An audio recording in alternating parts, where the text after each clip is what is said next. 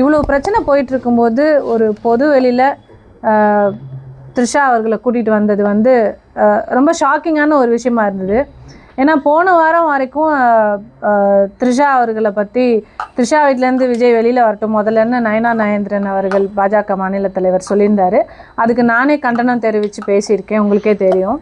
And அவங்க விஜய் அவர்களோட wife Sangeetha கூட ஒரு நடிகையோட ரிலேஷன்ஷிப்பில் இருக்கார்.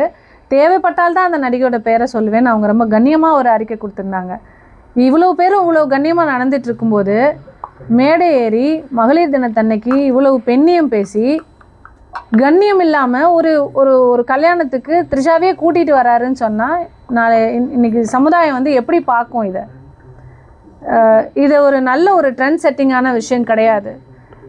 அவர் வந்து ஒரு சின்ன பையன் 18 வயசு குமரன் ஒரு ஒரு ஒரு நடிகை கூட்டிகிட்டு வந்து வர்றாரு, ட்வின்னிங் பண்ணிட்டு வர்றாரு அப்படின்னு சொன்னால் அது யாரும் சின்ன பசங்க என்னமோ பண்ணிட்டு போகிறாங்கப்பா அப்படின்ற அந்த ஒரு இதில் பார்ப்பாங்க. He is going to become a leader. நாளைக்கு ஒரு சிஎம் ஆகணுன்ற ஒரு கனவோடு இருக்கார். மக்கள் அவ்வளோ கனவோடு இருக்காங்க அவரை சிஎம் ஆக்கணும்னு.